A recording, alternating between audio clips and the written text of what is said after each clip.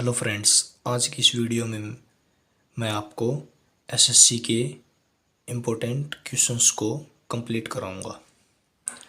तो यहाँ पर क्वेश्चन है, एक उम्मीदवार को किसी परीक्षा में उत्तीर्ण होने के लिए 40% अंक प्राप्त करने जरूरी हैं। परीक्षा में जो है किसी विद्यार्थी को परीक्षा में उत्तीर्ण होने के लिए कितने अंक चाहिए? पासिंग मार्क्स 40% होने चाहिए उसके पास। यदि 220 अंक प्राप्त करने वाला उम्मीदवार 20 अंकों से अनुत्तीर्ण हो गया हो। अब यहाँ पर किसी विद्यार्थी के अगर 220 अंक आए तो उसके साथ क्या हुआ, तो वह 20 अंकों से अनुत्तीर्ण हो गया, मतलब 20 अंकों से फेल हो गया, मतलब उसके 20 अंक कम रह गए। किसी विद्यार्थी के अगर 220 मार्क्स आए परीक्षा में और उसके 20 अंक और आ जाते, मतलब कि जो 20 अंकों से हैं, जो उसके 20 अंक जो परीक्षा में पास होने के लिए जो उसके कम रह गए, अगर वे 20 मार्क्स और आ जाते तो 240 अंक हो जाते उसके पास। तो यहाँ पर क्वेश्चन क्या कह रहा है, ये ध्यान से पढ़ें। एक उम्मीदवार को किसी परीक्षा में उत्तीर्ण होने के लिए 40% अंक प्राप्त करने जरूरी हैं। अब यहाँ पर 240 अंक तो उसने लिए परीक्षार्थी ने और 20 अंकों से उत्तीर्ण, मतलब टोटल मिलाकर 220 प्लस 20 240 अंक। अगर उसके 240 अंक आते, अगर उसके 240 अंक आते तो वह परीक्षा में पास हो जाता। और यहाँ पर ये कितने कह रहा है, 40% अंक पास होने के लिए कितने होने चाहिए, 40% अंक होने चाहिए। तो यहाँ से 40% इक्वल टू लिखेंगे 240 अंक। हम यहाँ पर परसेंट में बता रहे हैं और ये यहाँ पर नंबर बता रहा है। तो यहाँ पर पूछा क्या इसने, तो उस परीक्षा के अधिकतम अंक क्या थे, मतलब तो जो पेपर था वो कितने नंबर का था। तो यहाँ पर अगर 40% अंक पास होने के लिए चाहिए तो ये क्या बता रहा है, 240 अंक। अब यहाँ पर जो परीक्षा पेपर था वो क्या था, 100% था। तो यहाँ पर उसमें टोटल मार्क्स कितने थे, 100% थे। तो यहाँ से 100%, तो यहाँ से 40% इक्वल टू लिखेंगे 240 अंक। तो यहाँ पर 100% निकालेंगे हम। तो यहाँ पर 100% कैसे आएगा, ये देखिए 40 गुणा, ये क्या दिख रहा है, 6। जब इस 40 को गुणा 6 करेंगे तो 240 आएगा। ऐसे ही यहाँ भी 100 को 6 से गुणा करेंगे तो यहाँ से 100 गुणा 6 कितना हो जाएगा, 600 हो जाएगा। तो यहाँ से जो पेपर था वो 600 नंबर का था। तो यहाँ से 600 नंबर का जो है पेपर था। तो यहाँ से परीक्षा में अधिकतम अंक क्या थे, तो यहाँ से परीक्षा के अधिकतम अंक 600 अंक थे। नेक्स्ट क्वेश्चन क्या है, पुनीत 60 किलोमीटर प्रति घंटा की गति से अपने दफ्तर जाता है तथा 90 किलोमीटर प्रति घंटा की गति से अपने घर वापस आता है। पूरी यात्रा के लिए पुनीत की औसत गति क्या होगी। तो यहाँ से जब वह जाता है तो उसकी स्पीड क्या होती है, जब वह जाता है तो उसकी स्पीड क्या है, 60 किलोमीटर प्रति घंटा, 60 किलोमीटर प्रति घंटा। और जब वापस आता तो उसकी स्पीड क्या है, 90 किलोमीटर प्रति घंटा।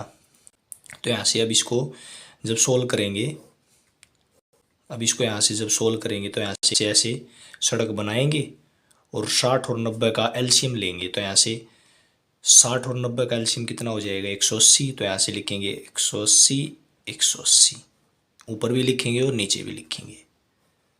तो यहाँ से 60 और 90 का एलसीएम कितना हो जाएगा, 180 180। तो यहाँ से ये क्या हो जाएगी, डिस्टेंस, और ये क्या थी, स्पीड। अब यहाँ से निकालेंगे टाइम। तो यहाँ से टाइम कैसे आएगा, तो यहाँ से कितना हो जाएगा, 180/60 टाइम निकालेंगे। तो यहाँ से डिस्टेंस अपॉन स्पीड। तो यहाँ से 180/60 करेंगे तो कितना आएगा, 3। ऐसे ही 180/90 करेंगे तो कितना आएगा, 2। तो यहाँ से ये क्या, 3 घंटे और ये 2 घंटे। तो यहाँ से ये टाइम, ये तो यहाँ से ये स्पीड हो गई, 60 और 90 स्पीड दे रखी थी, और यहाँ से डिस्टेंस 180 और टाइम 3 घंटे और यहाँ 2 घंटे। अब यहाँ फिर इसने पूछा क्या, पूरी यात्रा के लिए पुनीत की औसत गति क्या है। तो यहाँ से जब औसत गति निकालेंगे, औसत गति, तो ऐसे औसत गति कैसे निकालेंगे, टोटल डिस्टेंस, तो ऐसे लिखेंगे टोटल डिस्टेंस और upon total distance upon total taken time, कुल दूरी बटे लिया गया समय। तो यहाँ से टोटल डिस्टेंस, तो यहाँ से इस डिस्टेंस को जोड़ेंगे तो 180 प्लस 180 कितना हो जाएगा, 360। तो ऐसे टोटल डिस्टेंस कितनी हो जाएगी, 360 बटे, और टोटल टेकन टाइम, तो यहाँ से टोटल टेकन टाइम करेंगे तो यहाँ से 3 + 2, तो यहाँ से 5, तो यहाँ से 3 और 2 कितना हो जाएगा, 5। तो यहाँ से टोटल टेकन टाइम 5। तो यहाँ से अब इसको भाग करेंगे तो यहाँ से 5 एकम 5, 5 7 35 और 5 दूनी 10। तो यहाँ से कितना हो जाएगा, 72 किलोमीटर प्रति घंटा। तो ऐसे औसत गति, तो ऐसे स्पीड क्या हो गई, एवरेज स्पीड। तो ऐसे एवरेज स्पीड कितनी आ गई हमारी, 72 किलोमीटर प्रति घंटा। अब यहाँ पर अगर हम ऑप्शन चेक करें तो यहाँ पर स्पीड जो है मीटर पर सेकंड में दी है। अगर यहाँ पर स्पीड मीटर पर सेकंड में दी है तो यहाँ से किलोमीटर प्रति घंटा है स्पीड, इसको मीटर पर सेकंड में कन्वर्ट करेंगे।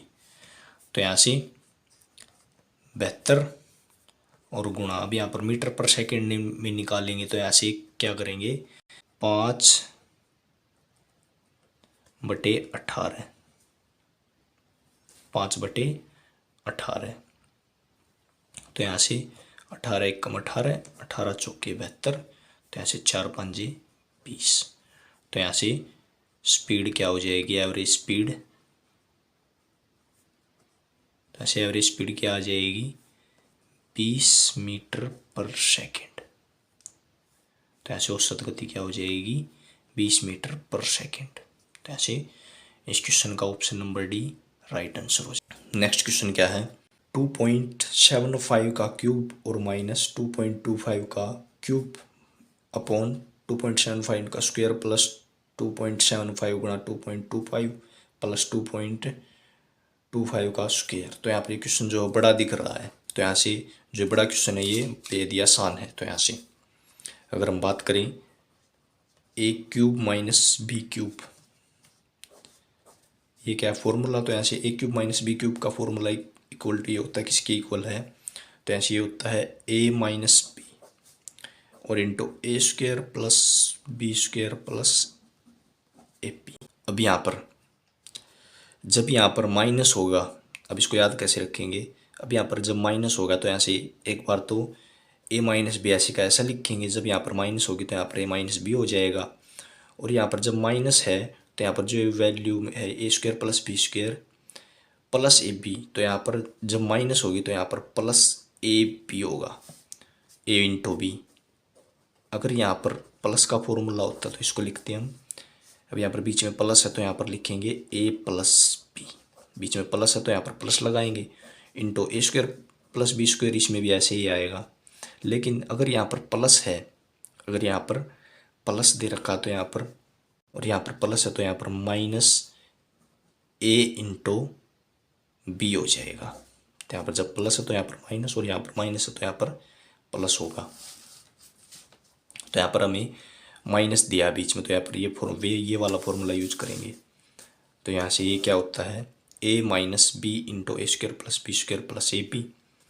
तो यहाँ से इस ऊपर वाले को हम क्या लिख सकते हैं, a माइनस बी, तो यहाँ से 2.75, a क्या है 2.75 और b क्या है 2.25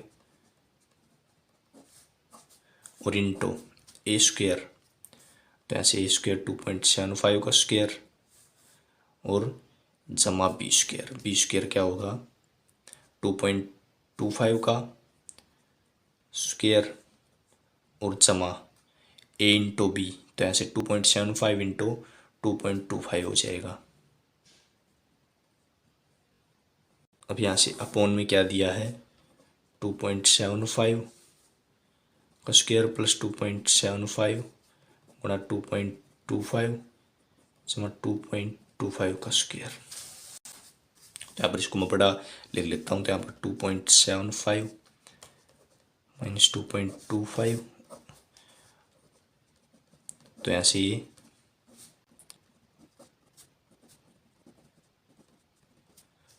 और अपॉन में क्या दिया है,